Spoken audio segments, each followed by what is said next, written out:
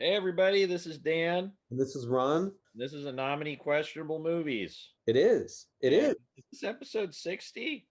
63, I think. 63. Okay, so this is the Roger Maris episode. Um and we watched something from 1961, so we almost got it right. We can handle that. Can Yeah, it's anybody it's within the else? margin of error. It's but we watched three of the 1961 Ernie Kovacs ABC specials.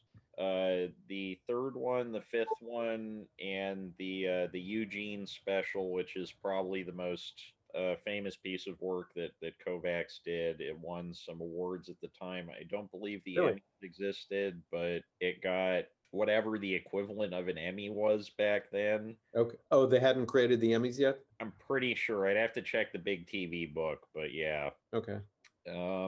And I was excited to do this episode for a number of reasons. I've been collecting Ernie Kovacs crap for going on 10 years now. It used to be really, really hard to find most of this stuff. Really? Thankfully, oh yeah, until Shout Factory released the DVD sets a few years ago. Well, I guess now it's almost 8 years or 7 years ago they did it. When I Okay. first got into Ernie Kovacs, my older sister is a huge Ernie Kovacs fan, uh, and she was like, "You got to check this out. You know, if you're into weird comedy stuff, you have to check this guy out." And so the only thing that was available at that point commercially was a set of basically like a best of compilation that aired on PBS in the late 1970s. Okay. That was narrated by Jack Lemmon, who was best friends with Ernie Kovacs until he died in a car accident 2 years after these specials aired. Okay. Um, Huh. and so Kovacs is an enormous figure in the history of television for a wide variety of reasons. And these they look like nothing else that was on television at that point and still don't really look like there's like bits and pieces that floated into other television programs afterwards. It had an enormous influence, but it was one of those things that was so weird that it was never quite fully absorbed. Well, how about, because the folks listening to us haven't seen it, and it's very, yeah, it's nothing like anything they've probably seen. You want to describe it a little bit, sort of generally what it is? So the way I described it to Ron earlier was Ernie Kovacs is basically the missing link between Buster Keaton and Adult Swim shows like Tim and Eric or something like that. You have sketch comedy, I guess, is the best way to describe it. What are usually called blackout sketches. They're very short. There's not a lot of talking. Most of them are basically like 30-second silent comedy films cut together with various video editing effects and tricks. He loves using like a spectrometer or not a spectrometer, an oscilloscope reading of the music that he's playing as an interstitial And it's always between gags. the same music every time. Oh yeah, that was his signature music. We didn't get to see any Nairobi Trio sketches, but that was probably his most famous gag. It was three guys they're in a jazz band. They're all wearing like trench coats and top hats, but they have that on these like grotesque gorilla masks. And eventually, at the end of the sketch, one of the gorilla guys pisses one of the other gorilla guys off, and then gets hit over the head with something, and it ends. And that's it. And that's it. That's it. There's like a lot of variations of that out there.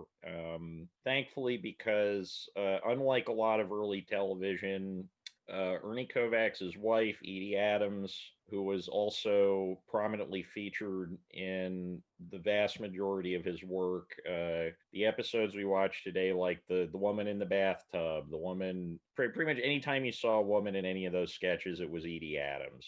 Okay. And that's why at the end of it, it says E and EK Productions, which is Edie and Ernie Kovacs Productions. Oh, Um, and so when he died in a car accident, So television was seen as inherently disposable in the early 1960s. The only reason pretty much any of it was preserved was because it would be broadcast. You'd have to play it because you're trying to play it at the same time of night in the East Coast and on the West Coast. Right.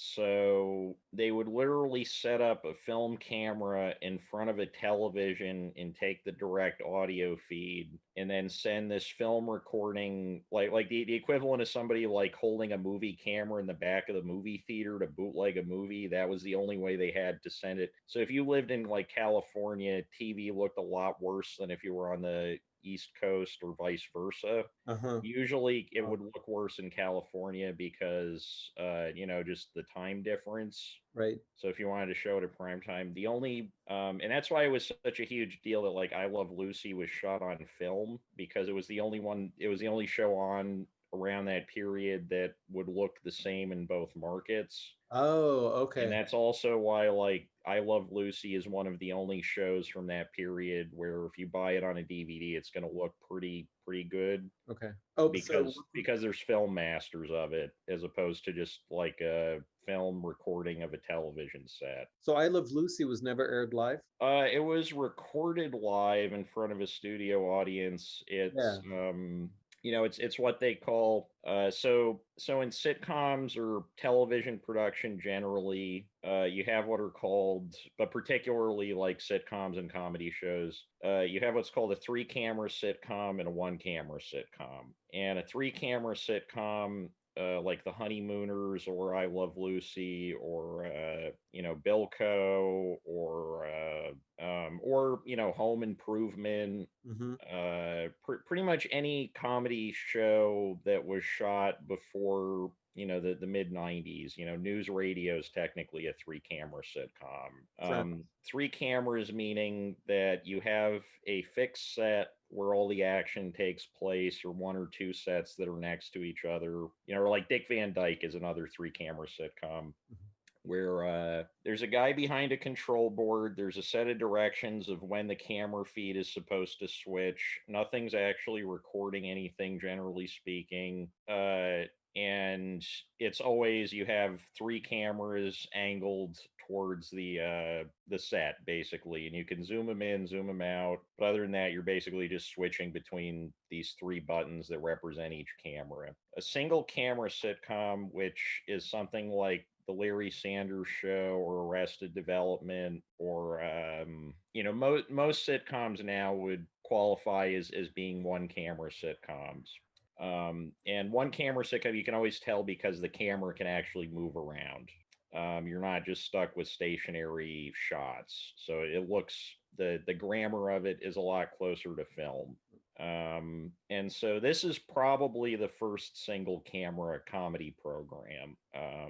This. The Oh, Ernie okay. Kovacs productions. I mean, like his earlier shows when he was because he did a lot of different kinds of TV shows, but the meat of his filmography, I guess we'll call it videography, was these incredibly surreal short gags that would be shot in a manner very similar to, or at least with the grammatical structure of film. I mean, it's like very clearly television. I can't really think anything like the closest thing I can think of in film is like early two real silent comedies or like Hell's a Poppin' or something, Okay. but those still don't really look anything like this.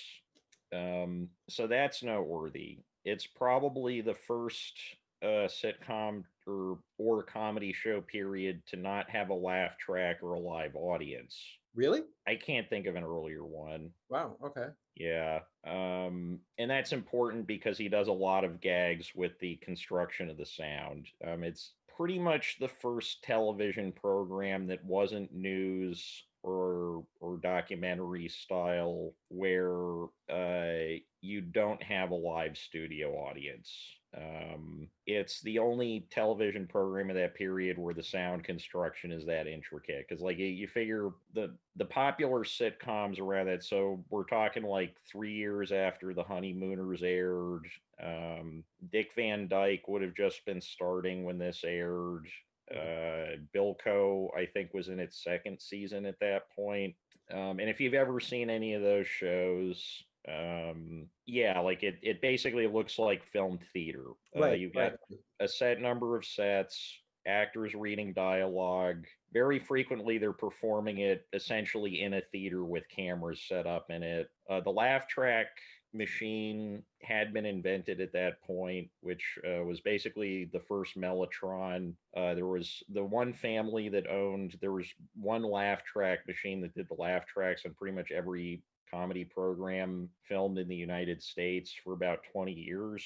And it's literally just a thing that looks like a piano connected to a bunch of short tape loops of different kinds of laughter. And so you play it like an organ to get different audience sounds And every if it wasn't recorded with a live audience. and every show and every network used that same laugh track. The same machine, yeah, it was, and they would jockey over which member of the family would play the mellotron with the laugh track noises, because I think it was like the guy's wife was considered to be the one who did the best job with it. Uh-huh. And I wrote a pretty lengthy article on the history of the laugh track machine for writerswithoutmoney.com, which we can link that in the description. I can send it to you later. I can't remember what the name of the article was, but Yes. yeah. So there's no laugh track. Everything is like very edited. There's special effects, which was unheard of in television production at that point in time. And it just, it doesn't really look like anything else. Like the closest you're gonna get is after that is maybe like Laugh-In Hmm. is but even Laugh-In, like you have this emphasis on really short kind of Mad Magazine style gags, but the But tone is completely different. It's like fairly straightforward. There's a lot of Kovacs gags where they don't even necessarily feel like gags. It's just sort of something operating on dream logic. yeah, there were those long extended sort of musical numbers.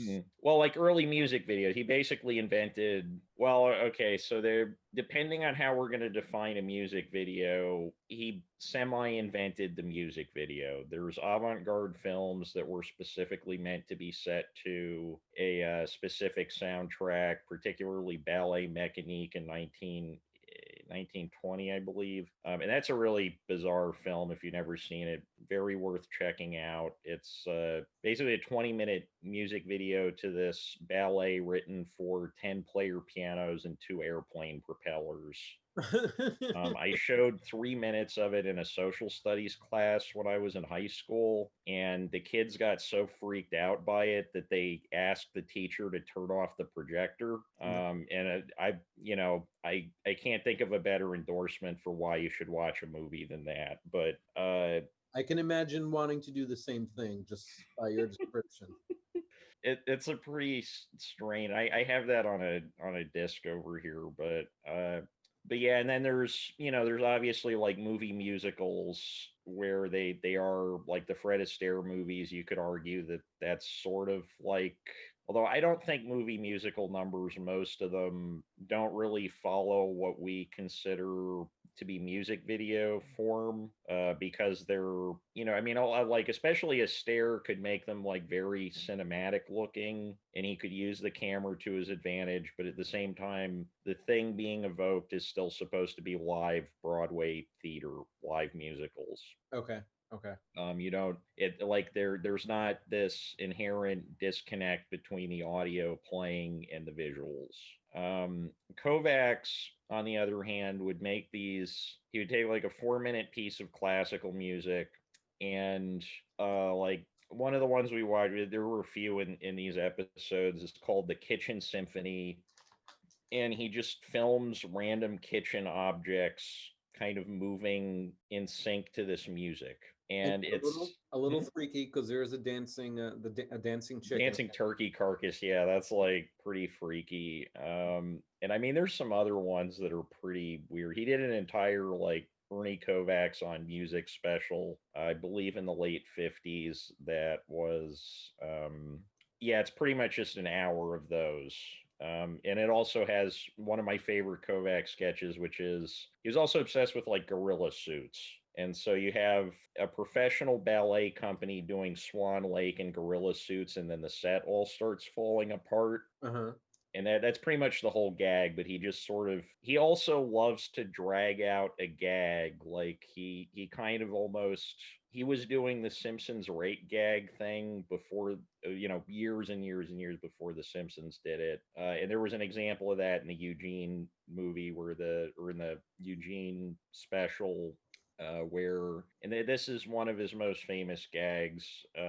There's he sits down to eat lunch. He keeps trying to put his food on the table. The table looks completely level. We're looking at him. The camera is looking directly at us. But for some reason, every time he puts his food on the table, it rolls to the other side into this guy's lap. And the first few times he's kind of disturbed by this. By the end of it, he's just like dumping out his lunchbox to keep seeing these tomatoes and apples roll down the table into this guy's lap. He tries to pour some milk, and of course the milk always misses the glass, and rolls and drips down into this guy's lap, and it goes on for quite a while. Yeah, at one point he's just intentionally like letting Right. these flow there. He's just so fascinated by it. Yeah, he's like sort of there's like a strain in comedy that I would call object comedy. And to my knowledge, at least, he's the only comedian in film and television who relied entirely on object comedy. Pretty much like there's no plots, there's recurring figures, but they never get developed in any way. They're just sort of these abstract, like this guy's supposed to be a magician, this guy's supposed to be a track runner. It's all like incredibly boiled down, abstracted, symbolic visual language, Okay. and yeah, and everything kind of revolves around like physics or objects misbehaving. There's like a running gag in the episodes that we watched where Edie Adams is in a bathtub, and one time there's like a bunch of people and a dog that just sort of come out of the bathtub from nowhere. There's another one where you hear a motor noise and the bathtub just like drives off the set. And like a lot of physical comedy, he loves seeing things break or people getting hit on the head, which is usually pretty funny. But Were there people hit on the head in this in what we watched? yes, there's that gag where the like boxing referee is standing in front of the two guys in chef outfits, and they start beating each other over the head with frying pans at the Okay. beginning of the first one. Okay. There's also that running gag with the guy at the track meet who the starting pistol keeps misbehaving. Like the guy gets shot at one point, and basically it escalates into this like armed conflict between the track runner and the guy with a starter pistol. The track runner like shoots a cannon at the guy towards the end of it. Yeah, yeah. And yeah, and everything works on just bizarre visuals and things that he was almost like a magician. Like he loved doing visual effects tricks, and like some of them it's fairly obvious what he's doing to get the weird effect, but some of them I literally did not figure out for years until I read a biography of him. And how he actually did and how he did it. Yeah, so like the one I'm specifically thinking of, and there were like variations on this, but not the actual one I'm talking about in the episodes we watched tonight. But Okay. you remember those like those cutaway gags where he's like typing on a typewriter, and for some reason he's in a giant fish tank. I don't remember that one. Wow, there's so many gags that and Yeah, it's like little it's a lot to take in at once. I mean, I've watched this stuff like I don't think I've actually watched everything on all the DVDs that I own because I have 24 DVDs worth of Ernie Kovacs stuff lying around the house. But I mean, each 27-minute episode had well, the first two had mm, several dozen sketches in them yeah, and one long one. yeah, and it's like almost like Robot Chicken or something. Like it's really rapid fire, and there's not necessarily like there will be callbacks to earlier gags, Hmm. but there aren't a lot of. I think there were like two standard style comedy sketches in the entire three episodes we watched. There's Right. the guy who can't remember anything, and what was the other one? Oh, the cork. Like, here's your wine bottle without a cork. the liquid doesn't stay in. Here's your bottle with a cork. Notice how, Yeah. and those are more like, the tone is very different, but the style of shooting and editing is a lot closer to what was the most popular sketch comedy television show at the time, which is Sid Caesar's Your Show of Shows, where like Carl Reiner and Woody Allen and a bunch of people got their start. Mel Brooks. Mel Brooks, right? Yeah, and like Sid Caesar was probably the biggest name in TV comedy besides maybe Steve Allen, who was the original host of the Tonight Show before Johnny Carson took over. Hmm. And but Sid Caesar, it's filmed theater.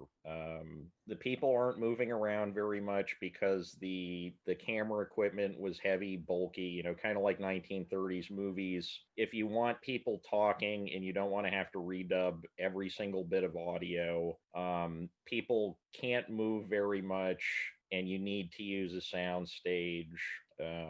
And that's not really, except for those two sketches, that's not really the case here. Yeah. And by the way, So, those two sketches, I think were the only ones that were about TV. One was a satire of a parody of a commercial, and the other was a parody of a talk show segment. right, and he has those two fake commercials where like the gangster guns the guy down, and then he's talking about fluffy bread loaf or something, Oh, that's right. That's right. and the like sexy weathercast. But even that has like a very cinematic zoom. Hmm. Extreme, he loves extreme close-ups of body parts. There's a lot of like zooming into eyes in a way that I haven't seen outside of like Ziga Vertov. Outside of what? Ziga Vertov, the guy who wrote or the guy who directed Man with a Movie Camera. I don't know what that It's, we should cover that one too at some point. But Man with a Movie Camera, basically the three or four major Russian silent directors. You got Pudovkin, who I don't know why I'm mentioning him first because he's definitely not the most major out of the group. Eisenstein, the Battleship Potemkin guy. Okay. You have Dovenko, the guy who directed Earth, and then you have Ziga Vertov, who directed Man with a Movie Camera, which by far is the most experimental and out there one of those movies. Okay. It's literally, it's supposed to be This there was is kind of a genre in silent film called city symphonies, Mhm. where it's sort of a collage of different documentary footage compiled into something structured more like a piece of classical music than a documentary in the sense that we would consider it now. Uh-huh. Honestly, like the city symphonies are probably the closest predecessor to like Kovacs's, kitchen symphony style music video things. But we're going back. We're talking 1920s, 1930s. 1921 to like, so Man with a Movie Camera, I believe, was released in the USSR in 1928, so it was towards the end of the silent era. And Vertov did a few other films, and was Jean-Luc Godard was obsessed with Man with a Movie Camera and Vertov, and when he started a Maoist film collective in the late 60s after breaking up with Anna Karna and directing Weekend, which I feel like Weekend is kind of the end of the first phase of Godard's career. He started what he called the Vertov Group after Vertov. And Vertov was the person who coined the phrase Kino Eye, which is basically truth eye. That's why that company is called Kino International. What does it mean? What is that? It basically it just means like visual truth.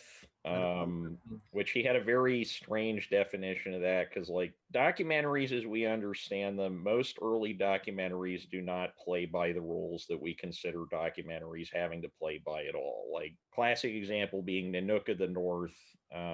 Pretty much everything in that is staged, but it's staged to recreate events that the filmmakers did actually witness when they were out with Nanook in the North. Okay. Where like fires were started, and that's as late as 1944. It's considered a documentary because it's about like a giant fire that happened in England and the firefighters going out to put it out. All the actors are the people who actually lived through the events. but it's, scripted, staged, and filmed after the fact, but at the real locations and everything. Oh, That wow. was considered a documentary in 1944.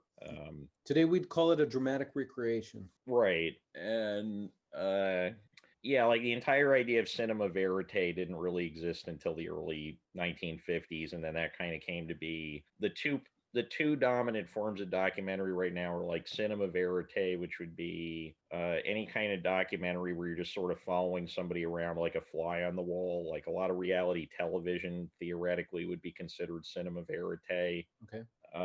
Or you have like, talking head documentaries like anything on PBS, basically. Mhm. But up to that point, there were a lot of weird kinds of documentary, but that's a little bit of a tangent. And Kovacs, of course, is like as far from a documentary filmmaker as you can possibly imagine. But Yeah, there, yeah, there they're are these, real about these this. like echoes of earlier things, because like Vertov, I think the reason why I started on this is Vertov was obsessed with extreme close-ups of people's eyes. Hmm. For the obvious, like the symbolic usage of that, because a lot of his stuff it's some of the earliest cinema that's sort of questioning what even is cinema. Anyway, but so going back to Kovacs being sort of like a magician, that there's this gag, he's in a fish tank, he's dressed up like a Royal Canadian Mountie, for it's never really explained. He takes a cigar out of his pocket and he smokes it in the fish tank, and you see smoke coming out of it. Hmm. And for the longest time, for the life of me, I could not figure out how he did that. I did eventually figure out how he did that, but so it's not actually smoke. And we're talking about extremely low resolution black and white video, Right, right. basically. So you can get away with a lot with Yeah. that. So he basically he filled his mouth with milk before he went in the fish tank, and he would just let the milk out of his mouth when he would take the cigar out of his mouth. Hmm. Okay. So we're really just seeing milk in water, just But it looks uh, exactly like cigar smoke as it floats up to the top of the water, okay. because of the low quality video. And the thing in the Eugene special with the table that won't behave, the table is obviously tilted, Right, right. but the camera is tilted at the exact same angle as the table. So everything looks like it's on a flat plane.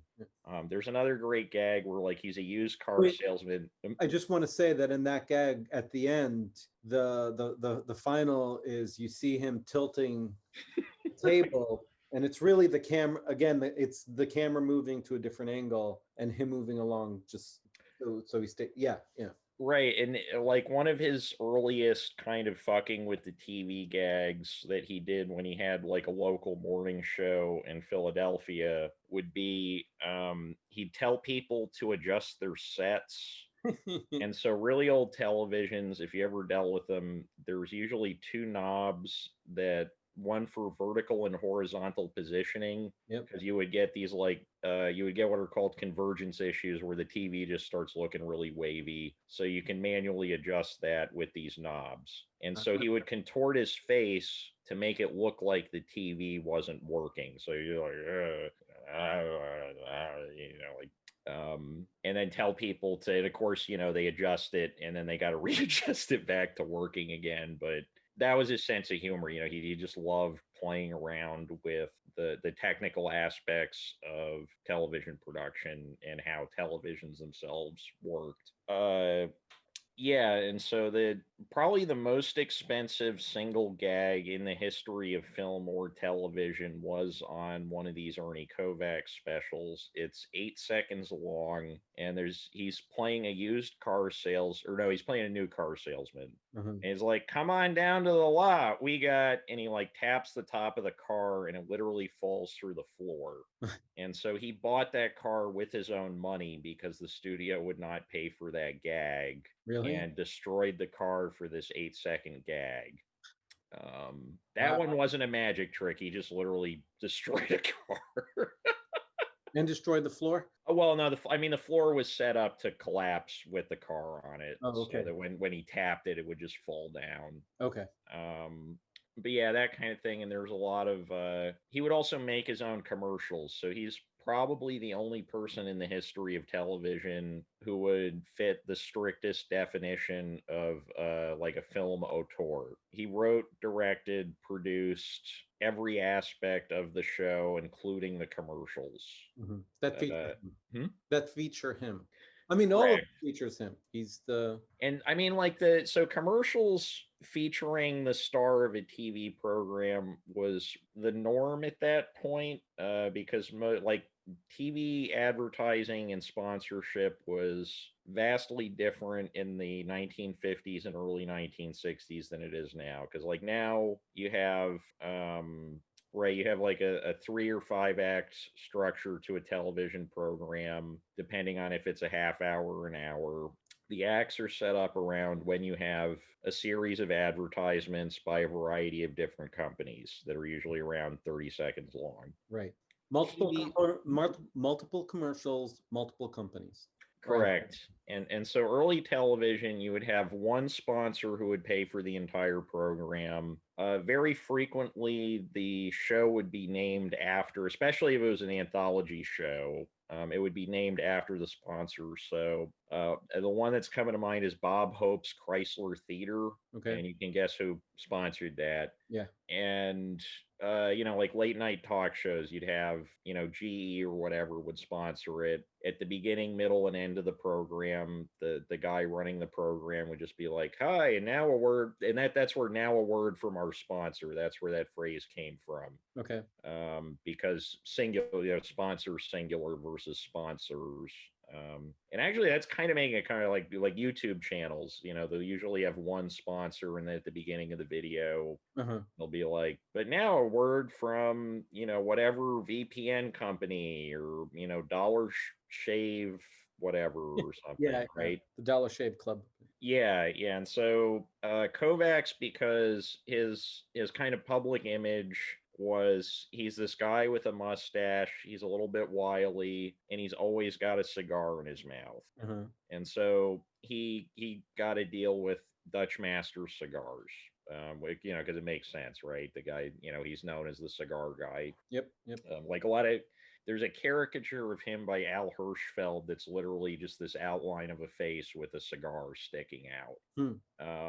And yeah, and some of these advertisements are just as like strange and interesting as the rest of the program, which was very much not the case at that point in time. Most of the time, advertising was fairly sober. Companies wanted their products to be associated with a certain kind of low-key professionalism. So you'd have like bland looking white guy in a suit, and he comes out and he's like, "Lucky Strike cigarettes, doctors say they're good for you." Like the guy in the Court commercial advertisement sketch that we watched, like that. The tone of that is very close to most commercials from that time period that were particularly like ones for single sponsor programs. And then as you get into the early 60s, you start having more kind of animated advertisements, and you start having like actual commercial breaks in television. There's a faux gravitas to them.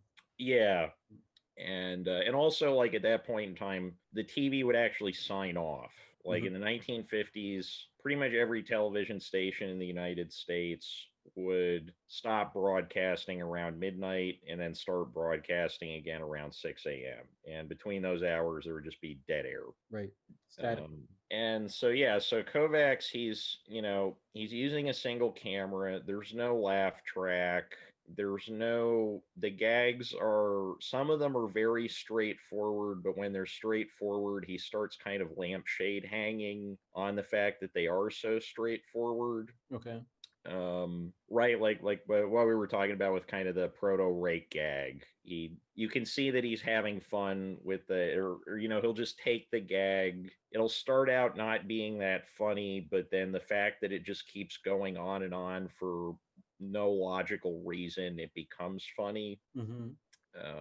And yeah, just like nothing on TV at that point looked like it. And in terms of like screwing around with viewer expectations of what TV comedy was supposed to look like, the only person even in the same league as him, especially in terms of US TV production, was Gary Shandling, and that was decades later.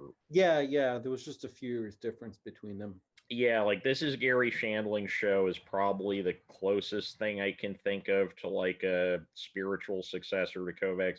Even though Kovacs had a huge influence on like Monty Python, pretty much Monty Python, and then the David Letterman show. Letterman was a huge Ernie Kovacs fan, so a lot of those really bizarre sight gags that would happen early on in the David Letterman show were very much influenced by Ernie Kovacs.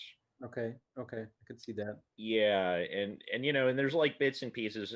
Granted, a lot of it was just not accessible unless you were in the television industry because even though Edie Adams saved a good portion of his work from getting taped over or thrown in the dump,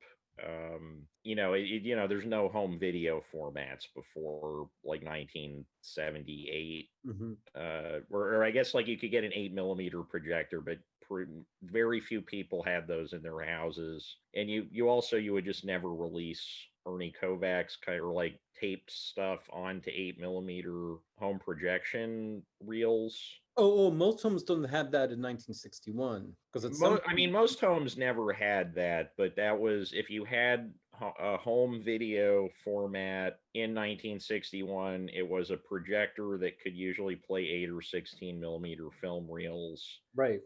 and you would have to order them. And they were incredibly expensive to buy. So usually it would be in an extremely wealthy home, and the titles they would have would be popular films, essentially.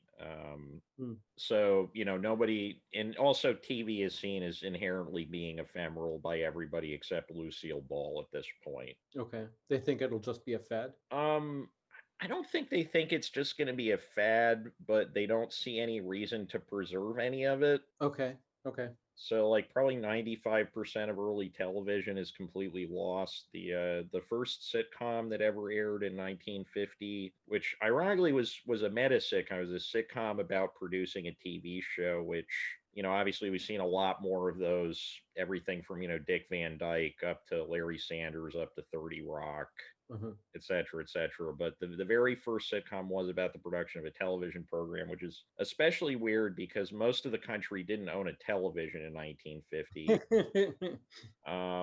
Although the first TV broadcast ever done, it was done in Schenectady in 1927. So like the technology was there for a long time, but it was and that was done onto like into a projector. Basically, the video feed was sent to a projector.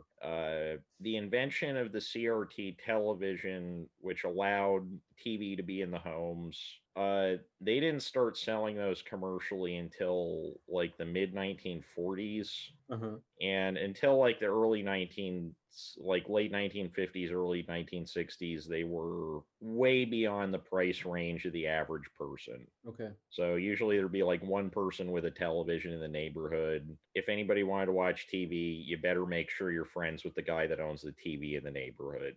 And the screens are also incredibly tiny, like the those little like screen monitors in Brazil that are on the tables. Yep. That's the screen size. Like you're lucky if you're gonna get like a 10-inch screen, and the thing's the size of a dresser, basically. Mm. And early TVs are like very bizarre looking because they were seen as furniture at that point, as opposed to like now the whole point of a TV is that it's supposed to be invisible. It's just supposed to be this black square that takes up no space until you want it to show you pictures and make sound. Right. Back then, you got this tiny screen, like kind of like a Victrola. It's like this, they're giant wooden cabinets for this incredibly tiny thing. So most people watching this would have been, and that's why like pictures of people or like paintings of people watching television from that period, they're all like laying on the ground pretty close to the set because otherwise you pretty much couldn't see anything. Mm. They had larger TV sets by the time that Kovacs was doing this, but a large TV set still at that point would have been like 13 inches, maybe. We're still talking like on the small end of laptop screens, Hmm. which of course helps if you're trying to hide like visual tricks and special effects and things like that. Right. And Oh, what hmm? were you you starting to say about the show that you were going to mention a show that was like in 1950 or something like that? You said when there were almost no TVs. Oh, so the very first sitcom that ever aired Uh-huh.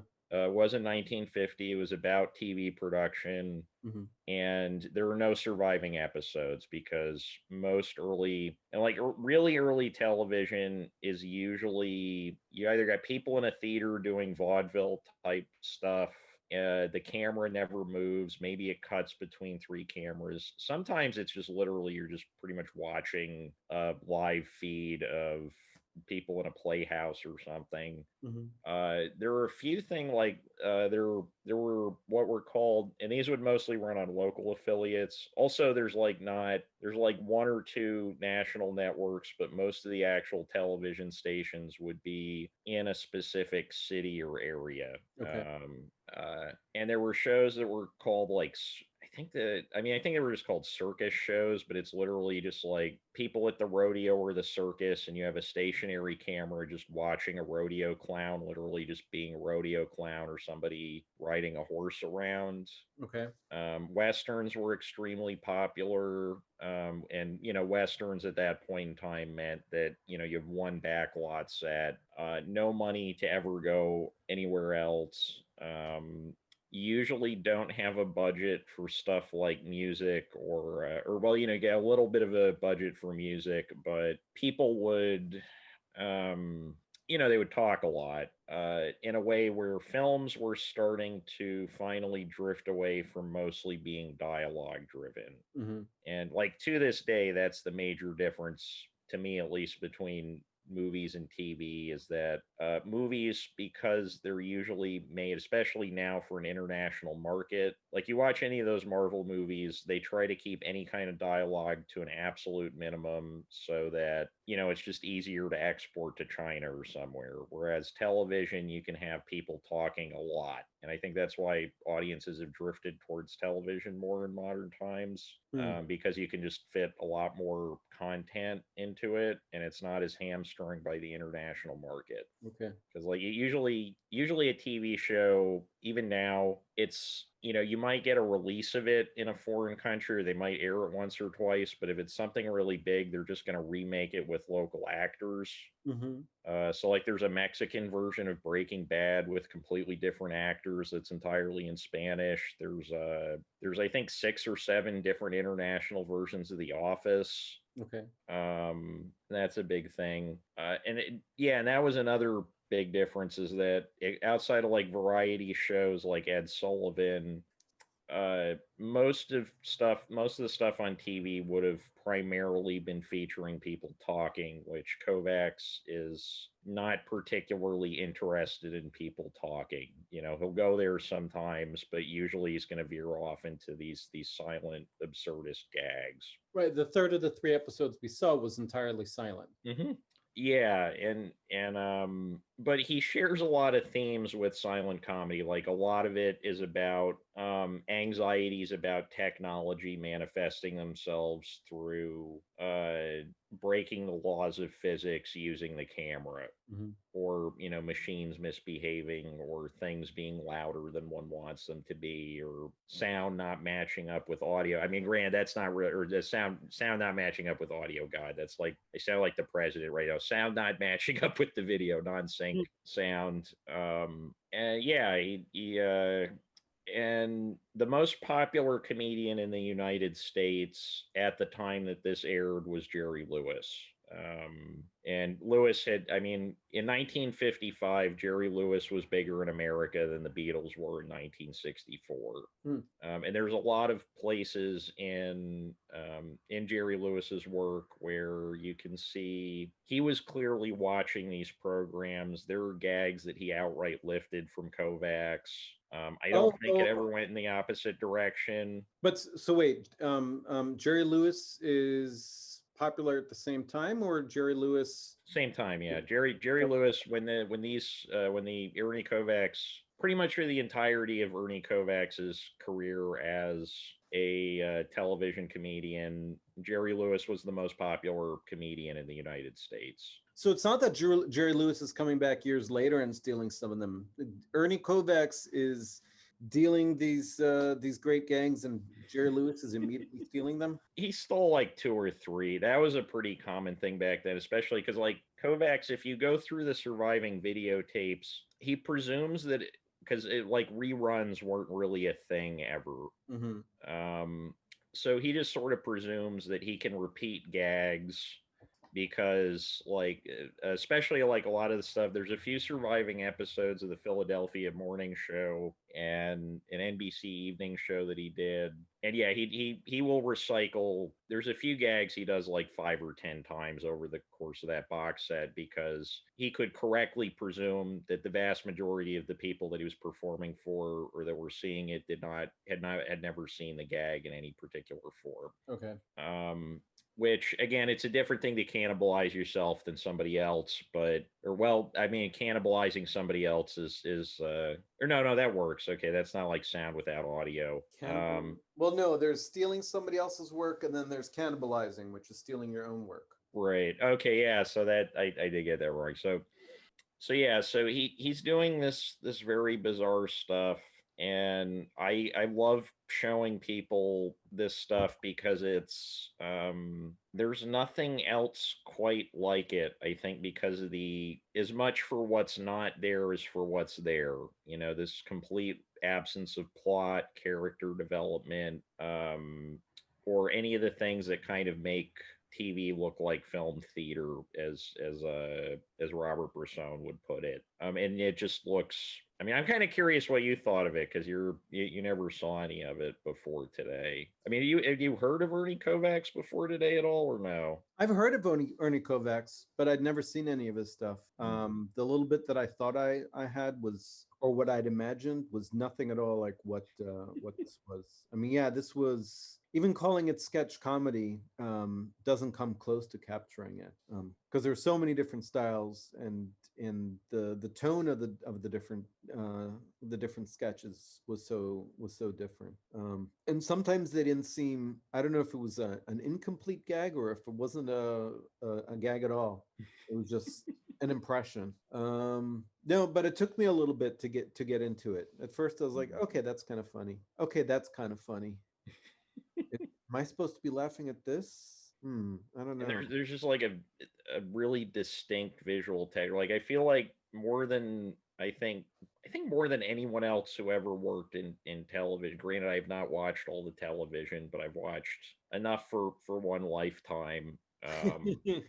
He gets that sense of like dreaminess that sort of like TV, it's just sort of things being thrown at you that are then interrupted. And like a lot of my fondest memories watching broadcast television were, you know, watching infomercials at like 3 in the morning when I'm half asleep and just sort of letting the weird visuals float over my head. Those are your favorite moments? Some of my favorite moments, yeah, just sort of the Okay. TV just as this sort of series of stranger grotesque non sequiturs. Hmm. Versus, you know, now I think the general conception, streaming, I mean, streaming, it's TV, I guess. You know, people are watching it on televisions by and large. Yeah, you're still expected to see it for the first time at home on a much smaller screen than if you went Mm. to the movie theater. But it's more like a visual novel. Like we're expecting a Oh. long story that has a delineated endpoint.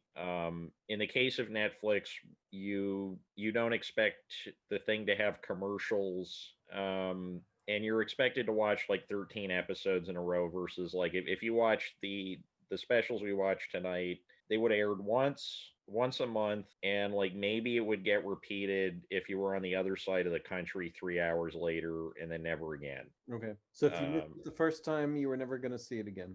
Pretty much. And that was still the case with you know, there's a lot of early television, like early TV is finally the stuff that survived is finally being released to the public. But even when I was in college, which was not too, you know, that was like 10 years ago, The only way that I was able to see a lot of this stuff was I got a membership to what was formerly known as the Museum of TV and Radio, but is now known as the Paley Center, where they have a few hundred, I think like 250,000 VHS and beta tapes in the basement with all this stuff. Okay. Whatever survived that they were able to get copies of. When did they start actually saving copies of this stuff? I Love Lucy pretty much was the first. So the studio they would keep what were called kinescopes, which was the thing I was talking about earlier, where they're just filming the TV set. The three things we watched tonight were all kinescopes, and that would be on probably like 8 or 16, probably 8 millimeter film because it was cheaper. So when did they start doing that? If that's They did that. That was fairly common, I think, from the beginning of television, but they usually weren't saved because it wasn't considered worth the storage cost. Because again, there's no such thing as home video. There's no secondary market. right. There's no perceived potential to make money off the stuff. The same reason why, and I mean that continued up through the even like the early 70s. That's why there's 108 missing Doctor Who episodes, and some shows would be shot on film, and those shows have been preserved in like very obviously much higher quality than the vast majority of stuff you would find from that period. So I think like Dick Van Dyke was shot on film. I Love Lucy, The Prisoner was shot on film. The original Star Trek was shot on film. Most like animation has survived at a much higher rate than live action programming, just because it had to be shot to film in order for it to be animated. Although a lot of it was well, not at that point. It would have been edited on film. Later stuff, though, they would edit it on video. And so that's why we never saw like HD releases of The Simpsons, because there are film masters of The Simpsons episodes. Or, well, no, there aren't film masters of The Simpsons, excuse me. The animation cells were shot to film, but then the actual editing was all done on video, because you figure like you're sending it out to a CRT television. The quality difference really doesn't matter. Okay. For the market that's going to be seeing it. I mean, in theory, you could go back and probably reassemble most of the Simpsons episodes from the original elements to create an HD version. It would probably honestly be easier to just put it through an artificial intelligence upscaler at this point. But yeah, so that's why, like, you can have Blu-ray versions of the original Star Trek because it was shot on film, or The Prisoner or something like that. Like most other, you're never going to see Ernie Kovacs Blu-ray discs, because it's right. It's like bringing a Tommy gun to a knife fight. So you can have Blu-rays of I Love Lucy. Yeah, you could have, because it's shot on film, so you could theoretically take the definition of that up to pretty much infinitely. Like film is, because film works so much differently than video does. Okay. Like film, you can basically upscale infinitely, and you'll start getting some grain at a certain point. But like if you released, and they may have already released this, but like a 4K Blu-ray of, say, like Jacques Tati Playtime, which we spoke about a few episodes ago, because that was shot on 65 millimeter film, we're going to be dead before they have a TV that would look bad on. And like, it would be the TV would have to be large to the point of being impractical. The resolution would have to be so high that you basically couldn't play most of the history of video or film on it. So that thing's pretty much, or like 2001 is future proofed. Same reason. It was shot on very large film. But like even a 16 millimeter film blown up, like you'll start getting some grain on an HD release, but it's not going to look that bad. And like a 30 millimeter or 35 millimeter, which is what the vast majority of films, commercially released films, were shot on in the period of things being shot directly on film for the most part. Those look fine. I mean, like, you go to a movie theater, it's blown up to like 20 foot by 15 foot or whatever, and it looks perfectly fine. But when you were saying, with I Love Lucy, and they start recording using film, so that's no longer ephemeral. But you're saying that even the when they were using the kinescopes, when did they start preserving that? I mean, it varies a lot depending on the network and the program. So for like major historical events, a lot of it was preserved. So there's, probably like 100 hours. I mean, I'm guessing on that. I've seen a lot of when the Kennedy assassination happened. Most of those kinescopes were preserved, so there's like really long stretches of uninterrupted live television broadcasts from around the time of the Kennedy assassination, like the few days around then. Okay. Most of the stuff would just be stored in a warehouse somewhere until it was deemed not to be cost efficient to keep any of it. And then it would just be either thrown out if it was film, especially because, like, film, I mean, it wasn't as much of a fire hazard as it was in, say, 1925, but it was still it's still pretty flammable. Okay. And so they would just dump it. And the only reason I can have 24 DVDs worth of Ernie Kovacs stuff is because A, there's some stuff on the DVDs that repeats. B, when he died in the car crash, Edie Adams went to all these networks and basically like begged them or bribed them to get these kinescopes. Why bribe them? In what way? Just because it was probably a hassle for them to get it, and it was a very unusual request to make at that point in time because, again, nobody thought of this as something to be preserved. It was, it was seen as like low trash culture. Nobody thought it was important. The public notion of like high-low culture at that point was very distinct in a way that it is not right now. So like the most, at least by the number of records I've seen out record hunting from the 1950s, the best-selling genre of music in the entire country was classical recordings. Because of the fact that people saw that as like, you become an adult, pop music is for kids, and then if you're like serious about anything and you're not a dunderhead, you're listening to classical records. My grandparents had like an ungodly number of classical CDs that they literally never listened to, but they felt they needed to have them in the house or somebody was going to think they were a robe. All right.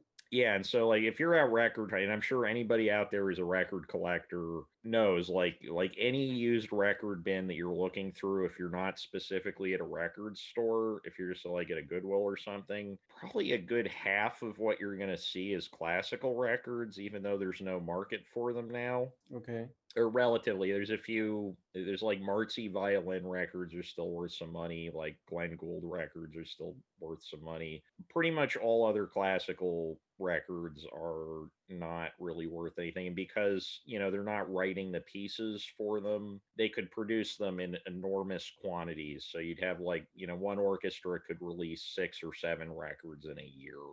And just like standards of production scheduling were way more intensive. So like a standard season of a sitcom at that point in time was 40 episodes, which is unheard of now. Right. Like the last show I can think of that wasn't like literally a daytime soap opera that tried to do even close to a 40 episode season was, guess what it is?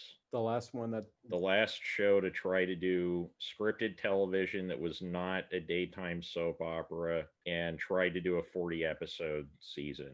Oh gosh, I can't even think. Degrassi. Oh, okay. Was it really was it every day? No, but it was no, like a daytime soap once opera. a Like week, General once a week. Hospital's been like every Yeah. 5 days a week for like 40 years or whatever. But Degrassi, they did like a 38 episode season. I think Oh, no kidding. like I didn't realize the that many 12th episodes. season was like 38 episodes. And then you take off for summer vacation. Right, and then and I think that was that didn't help the show, because when it moved to Netflix and it went to 10 episodes a season, it got like, it was massively improved because they the resources just weren't spread so thin. Hmm. And you start having issues at that point, right? And that's kind of the stereotypical Degrassi that I think people remember, of just like, wow, this like woman went through a school shooting, had an abortion, and a drug problem in one semester. That's the Netflix version.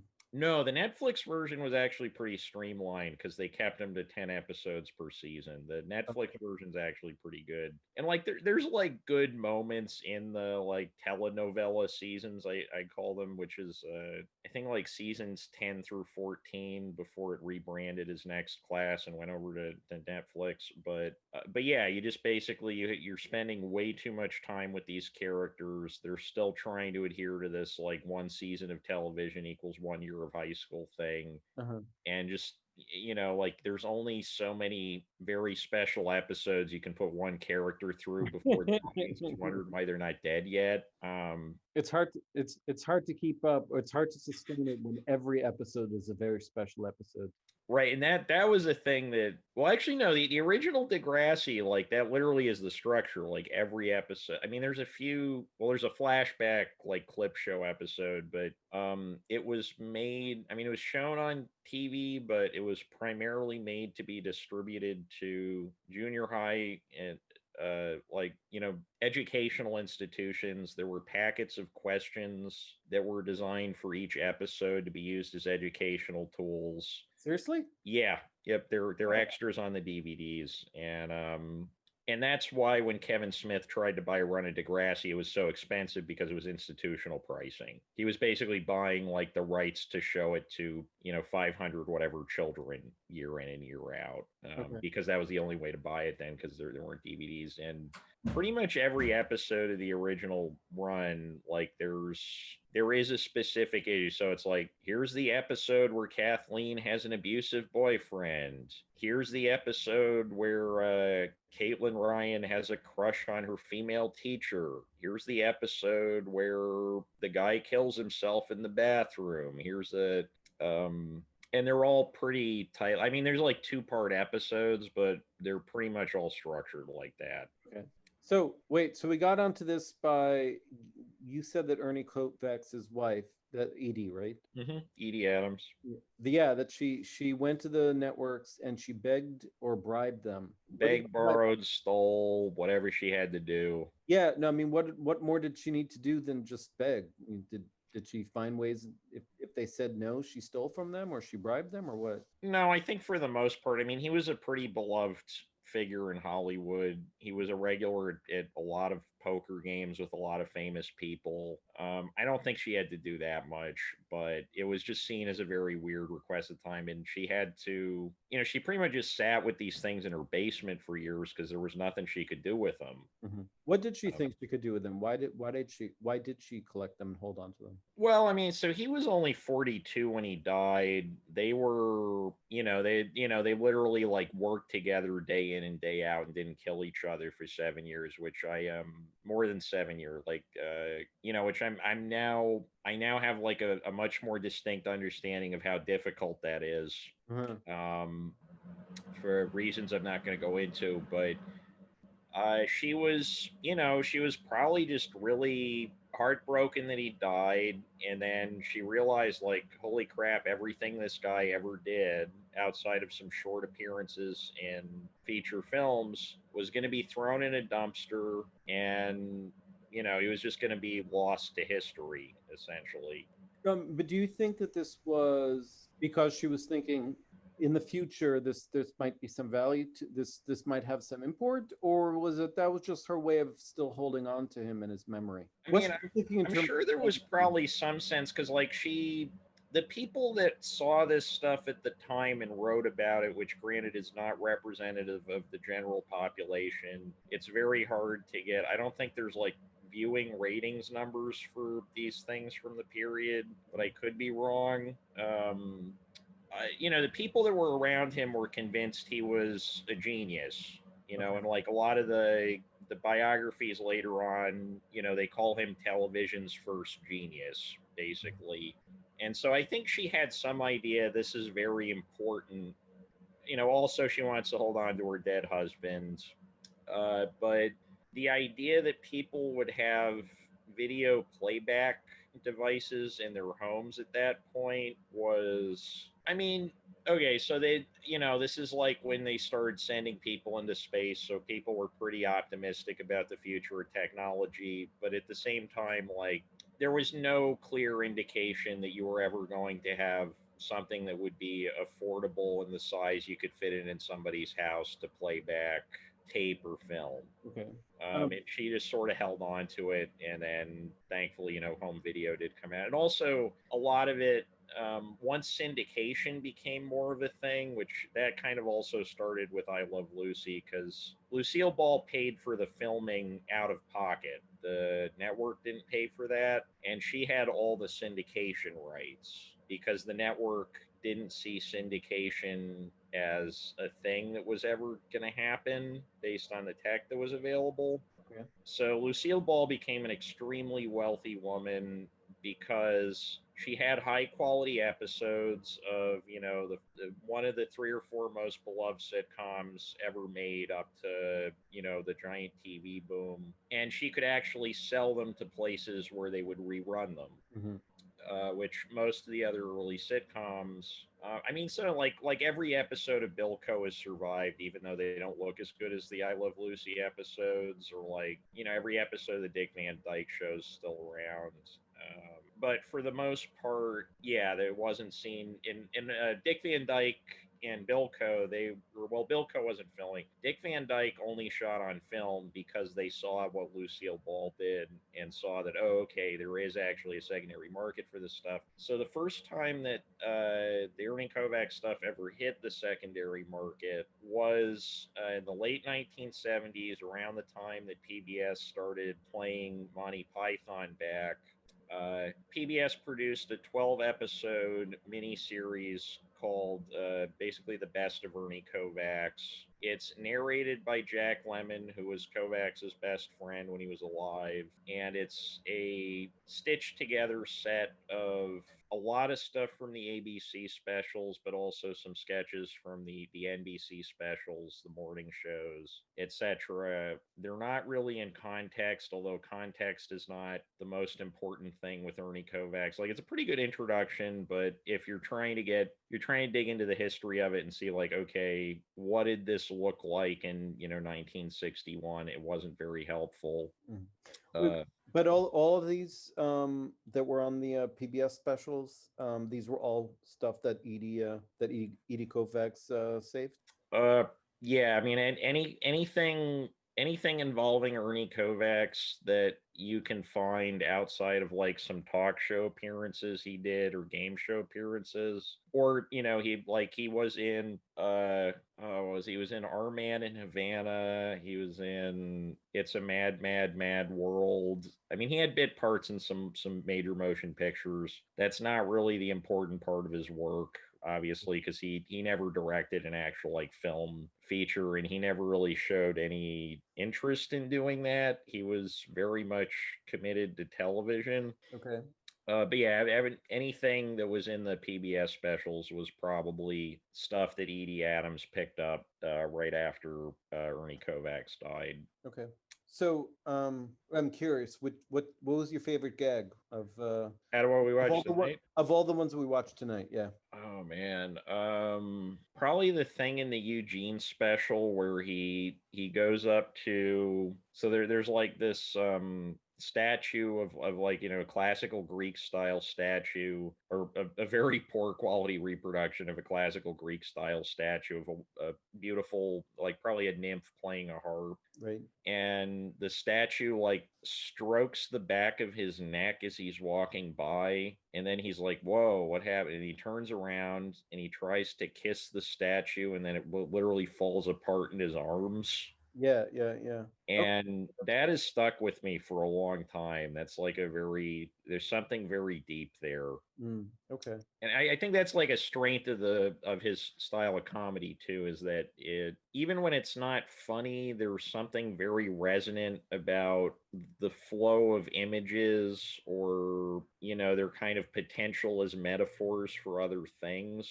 Like, it's very, when it's not funny, it's very evocative. So who's watching? So what are the choices people are making when they're watching this? Like, are they saying, I could watch Ernie Kovacs tonight, or I could watch The Honeymooners? Yeah, pretty much. Like when this aired, yeah, it would have been. I don't know what. I mean, if they were specials, I'm gonna guess they aired in prime time, so probably like somewhere between 7 and 9 p.m. And actually, let me go get the big TV book because I can literally tell you exactly what would have been on when these aired. Okay.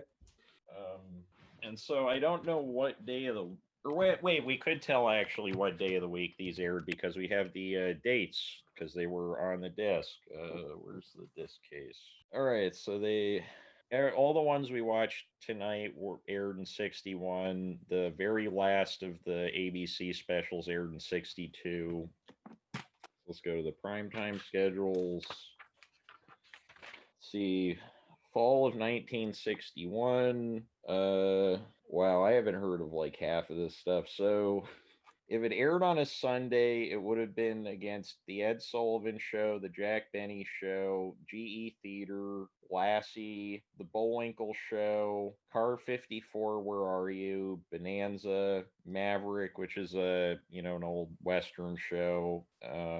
If it aired, so it could have aired. I mean, I'm kind of looking through. The Andy Griffith Show was on, the Danny Thomas Show. Okay. Price is So, Right. but so who of all? Well, actually, is there a way to look up like what day of the week October 28th, 1961 was? Sure. Hold on. Okay, what is it? October? Yeah, let's go with the second one. Yeah, October 28th, 1961. I'm gonna guess these were all on the same day of the week, but I could be wrong. It was a Saturday. Okay, so it was on a Saturday, so it was up against Perry Mason, Leave It to Beaver, The Lawrence Welk Show, Tales of Wells Fargo, whatever that is, Tall Man, I don't know, I'm gonna guess that's a Western, Have Gun Will Travel, Paladin, where? Gunsmoke, and the NBC Saturday Night Movie. And then the ones that aired. When did the Well, 62 one air? Okay, the 62 one would have aired against holy shit, there was a half-hour show based on Mr. Smith Goes to Washington. are you serious? I swear to God, that's what's coming. I'm Wow. gonna look this up in the book. But That's why if people ask me like, why do you keep a thing the size of a phone book that's basically just a bunch of TV guides compiled, and this is why. Mr. Smith Goes to Washington, the sitcom. Yeah, it had to be a sitcom. Yeah, if it was a half hour. Yeah. Holy crap! Yeah, that's. But so all these shows, very straightforward narrative structure, and then suddenly, or talk show, or maybe variety show. I guess Lawrence Welk, you've got a variety show there, and then you've got Ernie Kovacs, and who is saying, you know what? Instead of one of these straightforward things, I'm going to do this, where who knows what's going on. And I mean, that was the beauty of early television. There's only 4 stations. So if you happen like the most viewed broadcast in the history of British television is a movie by Mike Leigh called Abigail's Party. That's literally just this woman's husband dies before a dinner party. She literally sweeps him under the rug and then tries to keep having the dinner party. Right. It's a really strange movie that I would like to cover a Mike Leigh movie at some point because he's great, but not really the kind of thing you would think like, wow, that's the most highly rated thing ever. But it was because there's 2 channels and there was some kind of crisis or event that happened that night. So the other channel was just emergency crisis coverage. So it was literally the only thing on TV during prime time on a Sunday, and so it got enormous viewership numbers. So, but here it's not going up against Emergency; it's going up against 3 other shows. Right. I guess if it's like if you wanted to watch a comedy and the only other thing on is westerns or variety shows, this is your only option for that night. And so I found that Mr. Smith Goes. It was a sitcom. Let's see. While starring as Davy Crockett in the mid 1950s, Fess Parker was at one point called upon to portray Crockett as a rustic representative to the United States Congress. In this series, Parker once again headed for Washington, this time in contemporary garb. Eugene Smith. Okay, so it's not 100% based on the Frank Capra movie. I think they're just using the name. Freshman Senator Eugene Smith and his wife Pat were from a small town, and they used the homilies of middle America to cope with urban political Washington. Arnie was Senator Smith's chauffeur, Uncle Cooter his philosophical guitar strumming uncle, and Miss Kelly his secretary. Oh no, it says based on 1939 movie starring Jimmy Stewart. Okay. I wonder if there's any episodes of that still exist. I wonder if that's a retelling of it, or it's okay. And that's what happens next. We've got the big filibuster story in the movie, and then continues his career. That's what it sounds like. Yeah, and it ran. Let's see, it was on from September until September 62 to March 63. Okay. Which means a season and a half. So there's probably 60 episodes of that. Wow. And the best part is, so it's 25 if they minutes exist. long. I have no idea if any of them exist. Each one of them is 25 minutes long, and from about 13 minutes into it to 24, it's just a filibuster. And then finally, the opposing, you know, the whole thing ends, and he won, except for the final cliffhanger episode where it looks like where he collapses. Oh, man, we should do another episode on like weird old, like, oh god, there was so much weird crap at the Paley Center that I found that was like, how does this exist? Like My Living Doll, there's like a robot that looks like a gorgeous woman that escapes a military compound. Wow. And she goes into this guy's house and he's like, oh, or she's like, shield me from the military, kind of like Alf, but in the shape of like a gorgeous woman. And it's probably the most sexist sitcom that aired on American television, at least that I've ever, besides maybe How I Met Your Mother. So this is the continuing series. This isn't a one-time. No, this was like, I mean, they probably have it in the big book. But yeah, she goes to the guy, and then the entire show, I think there's 3 episodes that were in the Paley Center, so I'm going to guess there's only 3 episodes that survived. Every episode is literally just this guy being incredibly patronizing to this woman, and then she just like screws something up, and then he has to like hide from his friends that she's actually a like literal sex robot. Wow. And do they develop a relationship? Yeah, I mean, over the 3 episodes that I saw, I mean, it wasn't, I feel like people, like, even in the 1960s, this is like pretty bad. Let me ask a question slightly differently, or maybe somewhat related. Did he have sex with the robot? No. Okay. Or at least it's implied. So did he make out with Dick Van Dyke Show was the first show to ever show a married couple without 2 separate beds. Like, that's how puritanical TV practices and standards were at that point. But earlier sitcoms than that, like there's like Leave It to Beaver. The parents always go back to their room, and for some reason they have 2 like hotel cots, and you kind of wonder how they ended up with like multiple children, because unless they were just like doing it on the floor in between the 2 beds or something. Let's see. Well, any one bed wasn't big enough for 2 people to sleep in, but all you needed was 1 to fuck. That's true. Yeah, I mean, or maybe they were like the kind of people where they just like doing it in public for the thrill. Like, honestly, there's a lot dirtier implications if like the beds are tiny and don't connect and they're sleeping in separate beds. It's either dead bedroom or they're like wild freaks and they're just doing it. They got like a clubhouse where the orgies happen after shooting raps. Let's see. My Life in Time. My Living Doll. Here it is. Oh, no, it ran for a full year. So there were at least like probably 40 episodes of this. Let's see. This comedy introduced the ultimate in male fantasy, a sexy, curvaceous female robot programmed to do anything she was told. Absolutely anything.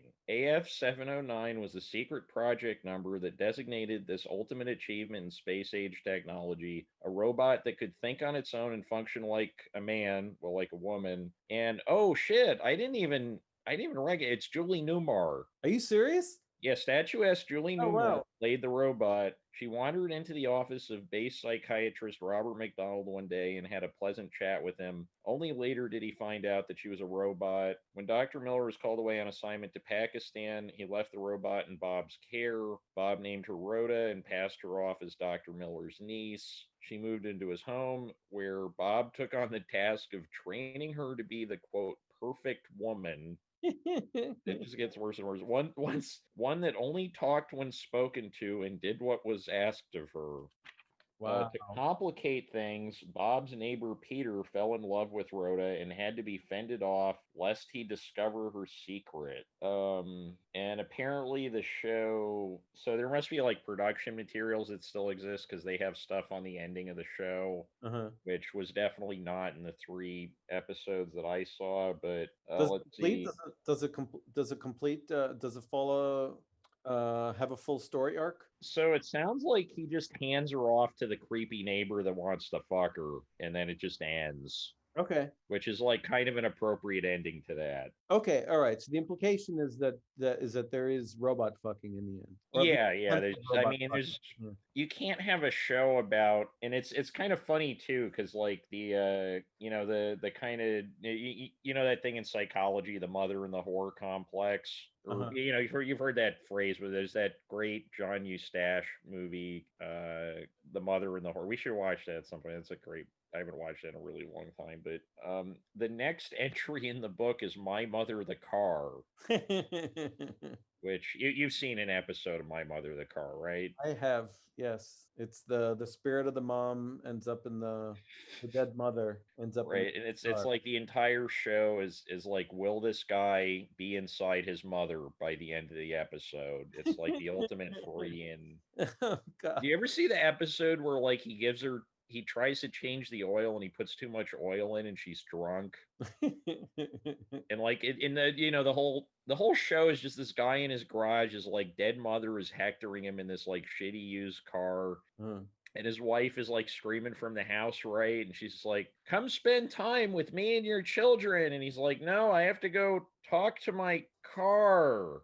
God, I don't know whether that's like, I Oh, like veer between like, is that just like brilliant surrealism, or is that the worst sitcom ever made? Well, no, the worst sitcom ever made might be My Living Doll, but no, it's probably worse. But yeah, think of how much worse it is, if it didn't survive and my mother the car did. yeah, because like My Mother the Car is, well, My Mother the Car only is another one that only lasted one season. It September 65 to September 66. Ooh, how long did Car 54 Where Are You air? I used to watch that. Okay. I I've watched never that seen when it that first one. aired. Just kidding. Nickelodeon, Nick at Yeah, Night. you really took care of yourself, Rod. Yeah, thank you. Still working on looking 25. I remember. Here we go. Nick at So Night. I used 61 to watch, Nick at Night. 63. What was that? September 61 to September 63. Okay, so that's like what, 280 episodes? Probably like 120.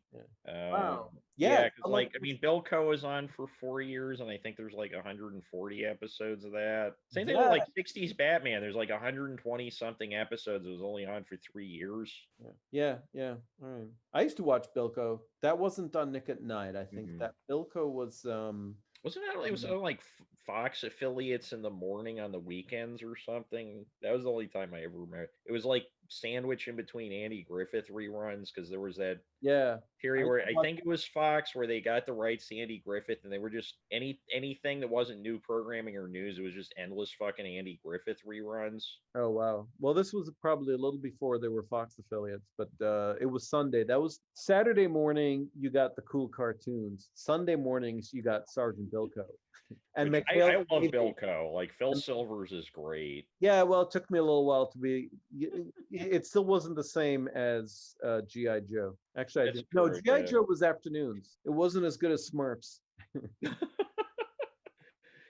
That was actually like Larry David says that was his biggest comedic influence was the Bilko show. Really? And Okay. it totally makes sense, right? Because like Curb Yeah. Your Enthusiasm, it's like a schmuck gets into trouble every episode. Yeah. And like, yeah, the whole Bilko character. I feel like there's like Bilko episodes that I definitely think I have the series on DVD in the other room. Did you ever watch the Steve Martin version? No, I was going to because Phil Hartman shows up in it for like 2 seconds, but I never got around to it or It's a haven't gotten terrible, to it. terrible movie.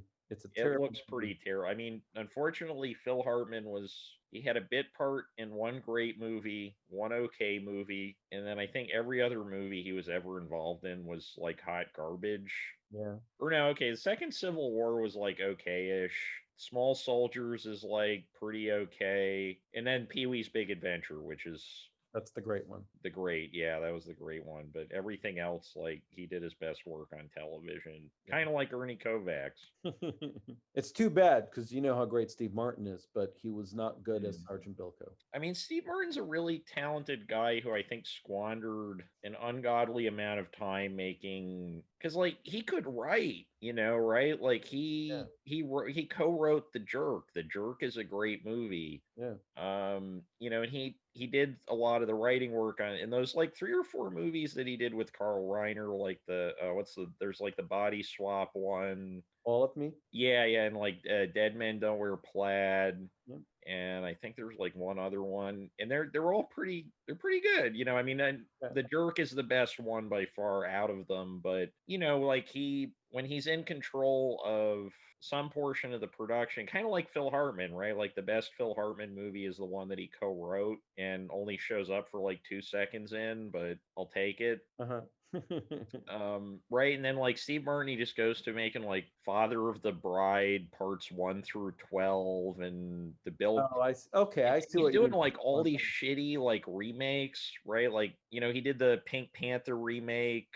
That was terrible. Yeah, he's just like trying to be these other dead comedians, right? Because he does the Bilko, the Pink Panther. I think there was even one more. Or no, maybe who was in McHale's Navy, the like reboot of McHale's Navy in the 90s? Oh gosh. I don't think that was Steve Martin.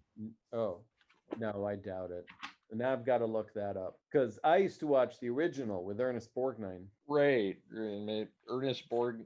Let's see, McHale's Navy, not the Ernest Borgnine version. 1997, Tom Arnold. Okay. Wow, McHale's Navy, the movie starring Tom Arnold. And It's got like a 0.3 or something on IMDb, right? it's got a Metascore of 18. IMDb has it as 4.6. Wow. Oh, okay. Tom Arnold, Dean Stockwell, Ernest Borgnine shows up in it. Or no, I'm confusing it with the Adam Sandler movie from the 90s with the boat, like Overboard or something like that. That was always like in the IMDb bottom 100. No, that wasn't Adam Sandler. Wait, which there's some Adam Sandler movie from the 90s where he's like on the poster, he's got like a life preserver around his waist. I don't know. I can't remember. It's supposedly like that and 8 Crazy Nights are the 2 worst Adam Sandler, but that might have changed. Like, did you see that one with the shoes? That's setting the bar pretty low. Oh, The Cobbler? Yeah, The Cobbler. At first I was avoiding it altogether because I avoid Adam Sandler in general, even though I've probably seen most of his movies. But It's because such a I've seen most depressing movie. What was that? Oh, so you saw it? So because I've seen most of his movies, I know how much most of his movies suck or I dislike them. So The Cobbler, which Netflix kept trying to push on me, I kept putting off. And I finally broke down after about 4 or 5 months of this and watched the first third of it. Because I like the opening with it starts 100 years ago with all these Jewish immigrants speaking in Yiddish. And so like, okay, that's kind of funny what they were saying. I watched about a third of it. I started taking a writing class that was writing movie reviews. So we talked about movies that we're watching, and I mentioned that, and somebody in the class was telling me and all about it and how horrible it was and how incredibly racist it is. And I was like, really? I didn't catch which part was racist. Oh my God, the way when he takes over the black guy's body. Oh wait, okay, I totally see. I was kind of the only things I remember is like he's doing that like miserable Adam Sandler character, but there's no effort to make it funny, so it just looks like this really depressing portrait of this man with like no options who has the worst life imaginable. When he's Adam Sandler, the Hmm. cobbler. But when he takes over, he becomes the other people. Right. That's when he's funny, right? Well, in theory. Well, I yes, mean, I yeah. remember that being a slog, and then there's that twist ending where I could spoil this. The movie does not deserve Please. my respect. I did not watch the other 2/3 of the movie after. Oh, I watched a little bit Oh, more. I watched a little bit more, saw what she was talking about, and stopped because I so didn't see any the more of it. ending of the movie to set it up as a franchise, because I don't.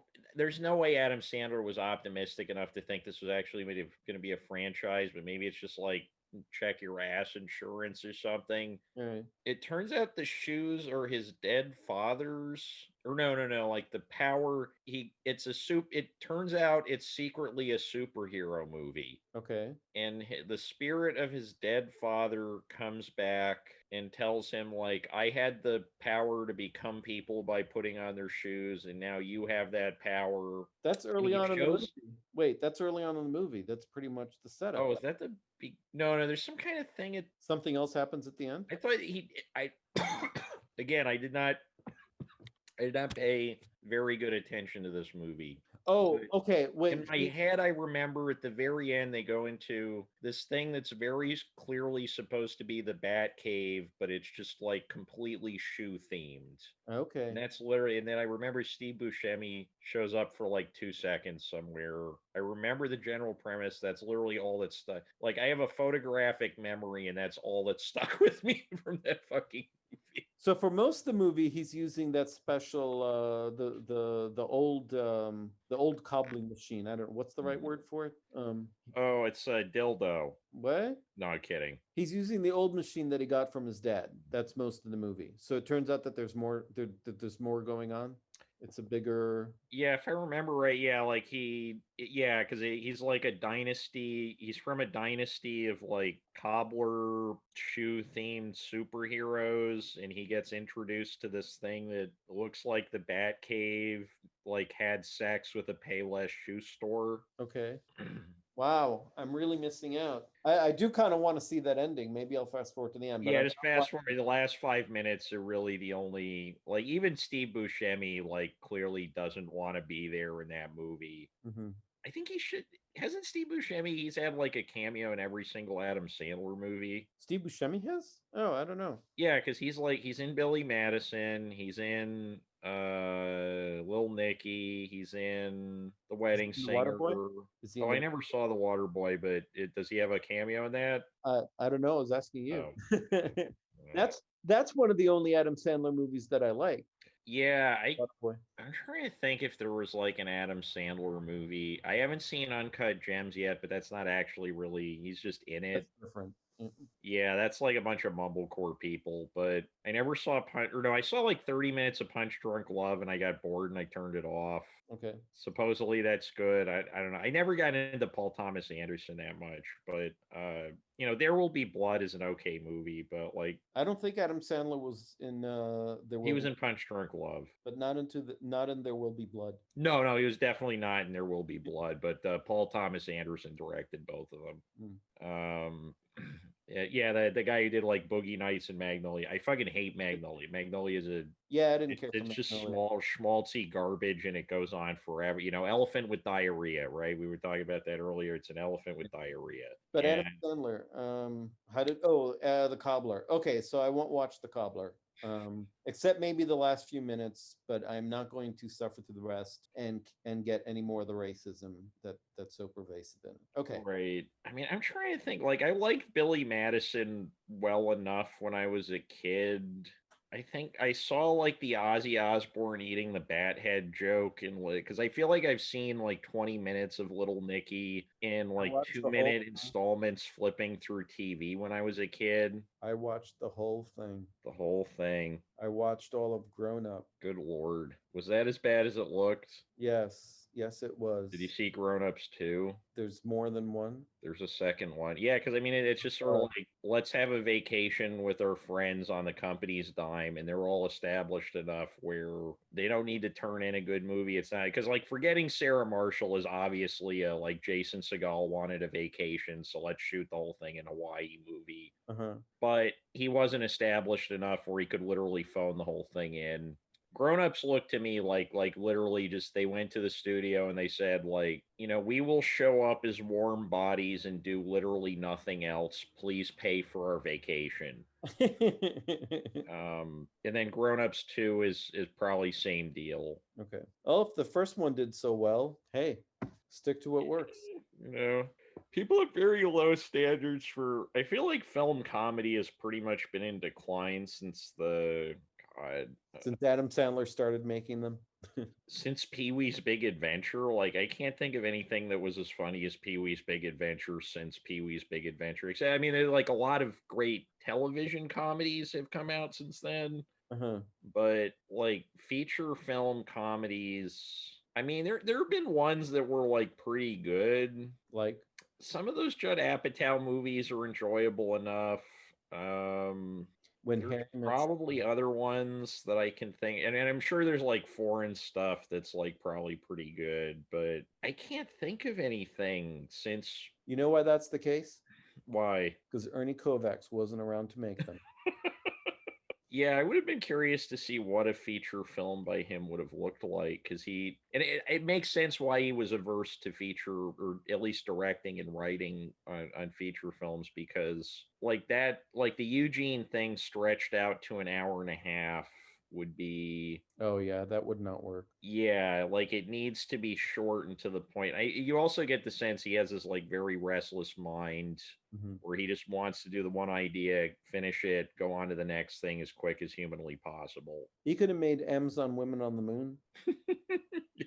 I don't know. What's your favorite like film comedy of the last, like, since Pee-wee's Big Adventure? Like, what have I missed out on? Bachelorettes. Bachelorettes. Okay, I gotta watch Bachelorettes. Yeah, which is actually based on a stage play. It turns out. Yeah. It's you couldn't tell, and so actually I only found that out after the fourth or fifth time I saw it. So then I was watching it as trying to figure out how would this play out on stage. And I could see it working. I could see it working. A bit of a stretch, but I could see it working. I feel like there's got to be something I'm forgetting, but Kevin Smith. Anything by Kevin Smith? Clerks? Oh yeah, okay, yeah. Clerks is a great film comedy. Yeah. I think Pee-wee's Big Adventure is funnier than Clerks, though. Okay. Well, okay. I got it. So you're not saying that there hasn't been stuff nearly as funny. There's been good stuff. Funny. I mean, I'm not like Clerks is definitely a standout in that crop. Beyond Clerks, like, well, I haven't seen Bachelorettes yet. We're gonna have to do an episode on that eventually. Yeah. I saw a decent number of those Judd Apatow movies, and they were good. And I laughed. I wasn't like as offended as some people, but The House Bunny. There we go. Have you seen The House Bunny? No, I haven't seen The House Bunny. Was that pretty funny? Somehow I've seen it twice. Hey, it's okay. It's amusing. Right. It's cute. It's got Anna Faris, so you can't go wrong. Oh yeah, love Anna Faris. Yeah. Shoot, I did sing. Man. Oh, Clueless. There you go. How about Clueless? Yeah, it's not. Clueless is pretty good. It's not as funny as Pee-wee, but yeah, it's good. It's not as funny as Pee-wee. I mean, I guess that this is like I'm holding everything to an unrealistic standard. Yeah. Right, like you're not as pretty as Marilyn Monroe, and it's like or like your pop song doesn't measure up to the Beatles or something. Like it's. Or Beyonce. I'm really putting Pee-wee on a pedestal right now. Yeah. Paul Rubens, if you were listening to this show, we would love to have you on. We will talk about anything and everything you'd like to.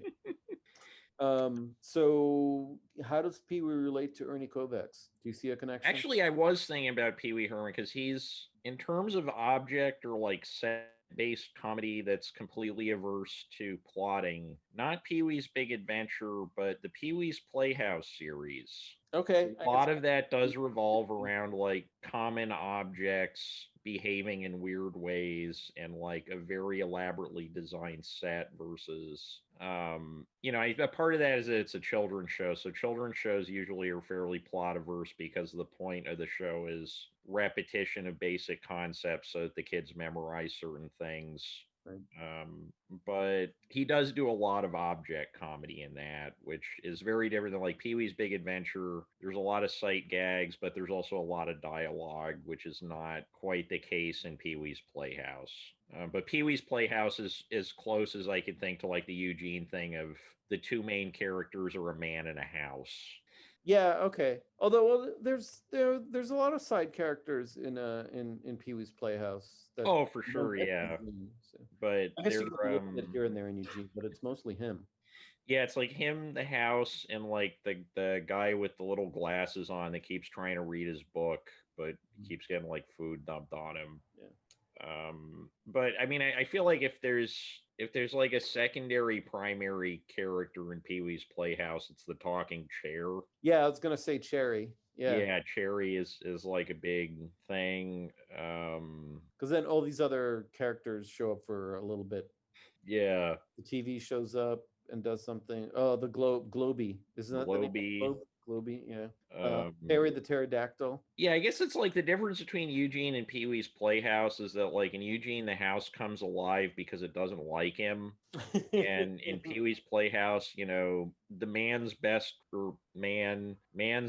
friend is like the stuff in his house, which I think that's I mean, now that I'm single, I realize the value in that lesson and the brighter perspective it gives me on my prospects and situation.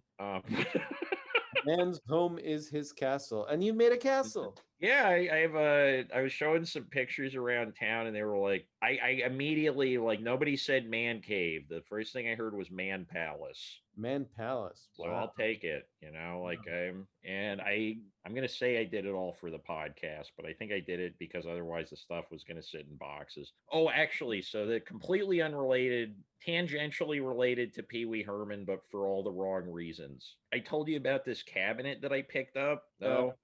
Yeah, it was a VCR cabinet. Okay, so I figured out there's a really weird story behind this thing. So I go out to this woman's trying to get rid of the very last things left over after an estate sale.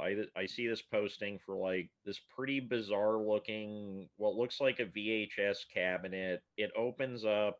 There's like extra shelving on the doors, yeah, which that's pretty uncommon with like media storage cabinets of any kind. Like that's kind of weird. And then when I get there, it was like $25 and I had to take like 100 blank Betamax and like Disney VHS and like just this giant pile of VHS and Betamax cassettes. And that was the price. You had to take it all. I had to take it all. Okay. But I also got an extra tape storage cabinet or like not cabinet, but like one of those the things where it has the 3 drawers and you can just pull it out. Yep. But it like looks like wood on the outside, but it's the actual shelving that goes in and out is like cheap and plasticky, kind of like they made a lot of those for audio cassettes. Yeah, I used to have one of those. Yeah, and so it's like probably the biggest one of those I've ever seen. And it was completely filled with and there was a Betamax tape that just said Pee Wee Herman on it, like in handwriting, which means it was probably an off-the-air recording of Pee Wee's Playhouse, possibly with the commercials, which would be really cool if I ever find a working Betamax player. But anyway, so I get there and she's like, you take all this stuff. Do you want any of this other crap? And I did take the Betamax tapes, but otherwise I didn't. There's like a CB radio and just like a lot of stuff that like looks cool, but I know I have literally no use for. And she's like, "Oh wait, let me get the keys." I was like, "What?" Because because it's like a videotape cabinet. Like, why would you ever? But it has a lock. It had a key ring with 3 keys on it. For the life of me, I can't figure out what the other two keys do, but they clearly are a matching set. Uh-huh. It had like the directions to build the thing. It had some paperwork in it. The lady just kind of saved everything. And there was one Betamax porno video in there called Male Motions by Aerovision. And I realized, like, oh shit, this was specifically, and also, like, even with the name and model number, I'm looking online, I can't find anything on cabinets like that. I looked up, like, locking tape storage cabinet. If anybody knows the, like, technical word for this kind of furniture, I don't know what it is, and it doesn't say it on the building guide, but I realized this was the thing in like 1979 or whatever.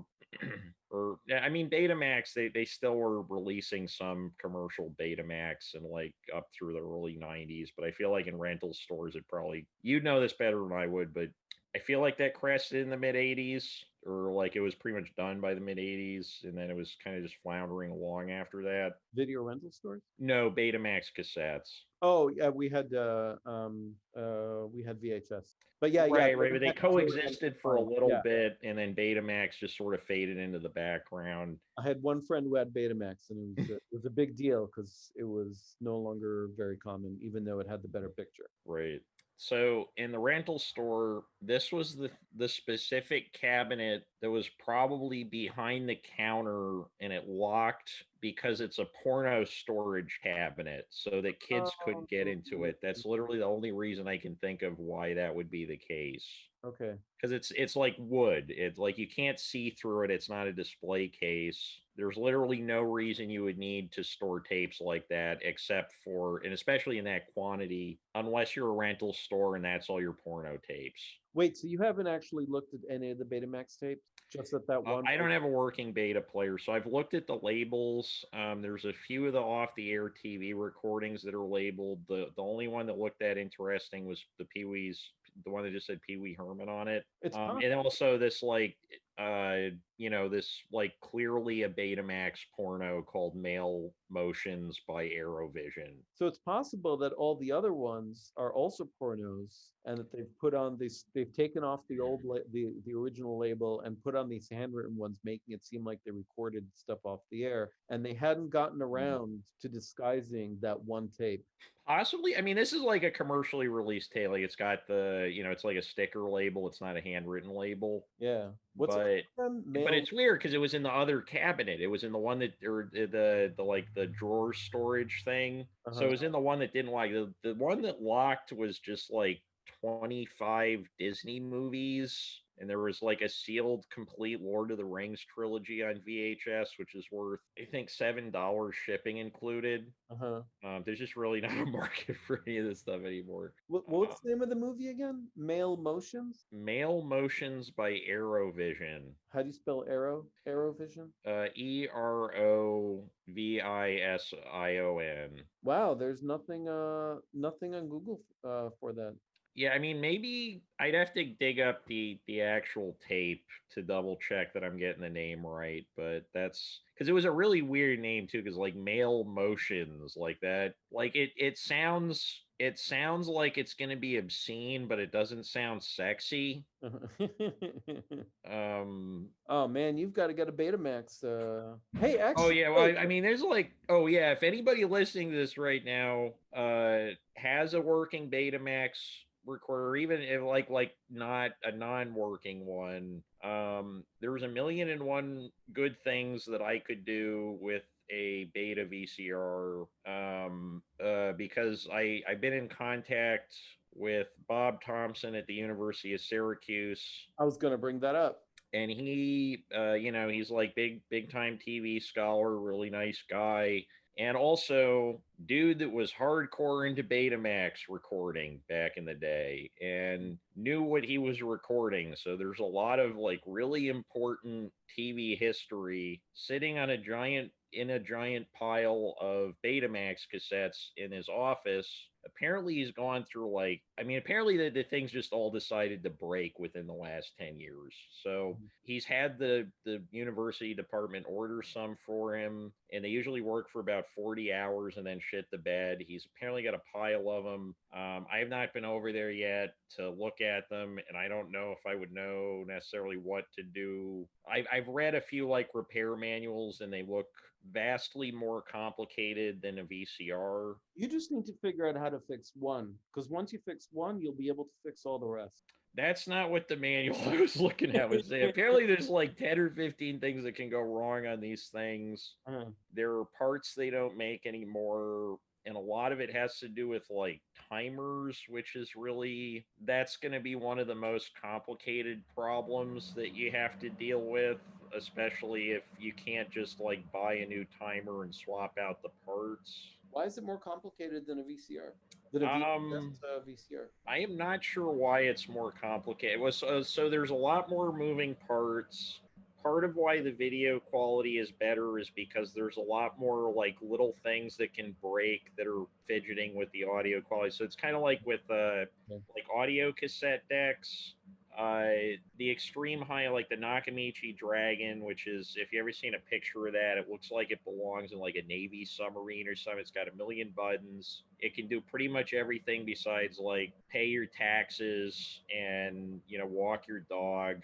But it's very hard to find one that's working because the more crap that's stuffed into one of those things, the more stuff that can break. Okay. So like the audio cassette deck I have is pretty much the Nakamichi Dragon with most of the extra bells and whistles removed. So I get the quality tape playback, but I don't have to worry about doing maintenance on the thing all the time, which is stuff you're not using. Which is good because I did take it apart once because it was broken when I bought it.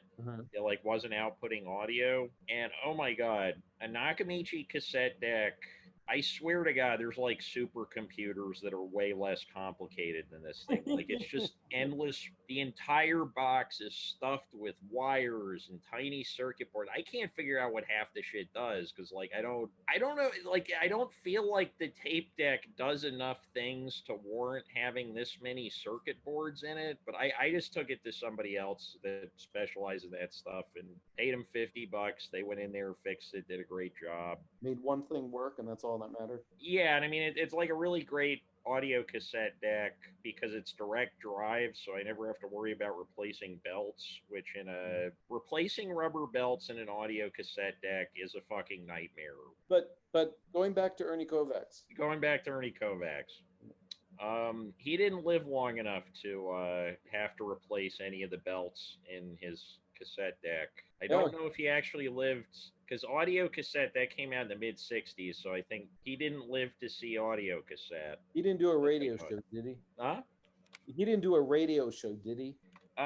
He did some work in radio. Yeah, most people that were popular on television or in film were also, because like radio was still, most homes would have had a radio. How did it only a much smaller percentage of homes would have had a television set. What did so like through Jerry Lewis, through the height of his popularity, he was still doing the Colgate Comedy Hour radio show with Dean Martin. So what was Ernie Kovacs' radio like? If I'm remembering correctly, like he never ran a radio show, but he would show up on like radio versions of. There's a clip of him with Groucho Marx because he did show up on You Bet Your Life as a panelist once. Okay. I'm pretty sure it's all like game show appearances because he had his own game show for a little bit that's like completely bonkers, and there's that got like wherever that got filmed, they saved a lot of their stuff because a box set of that just came out like I think 2-3 years ago. And you know, I bought it as soon as it came out because there was a bonus disc of like rare crap that came with it that they weren't gonna repress. Oh shit, what is the name? It's basically it's one of those shows where they bring on a celebrity and they're like or they bring on somebody who was in the news recently. There's a panel of celebrities kind of like on the Match Game, like B-list celebrities, but they, you know, they get saucy. And they have like 20 questions to guess why the person is noteworthy, and the only things they have to go off of are these completely incomprehensible. So like imagine those blackout sketches we were watching tonight as game show clues. I can't even imagine that. Okay. So shit, what was the name of the show? I got it over on the shelf over here, so I can just take a look. Let's see. It is called Take a Good Look.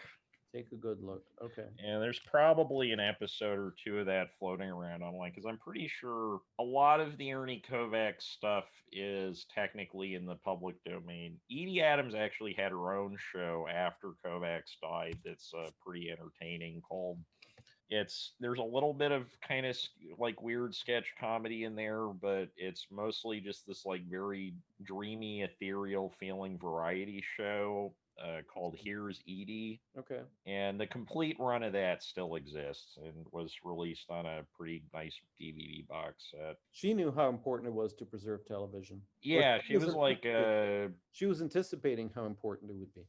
Apparently, yeah, because like nobody else did a particularly good job saving it, except for those shows we were talking about that shot on film for syndication purposes. So it's been about 2.5 hours, I think.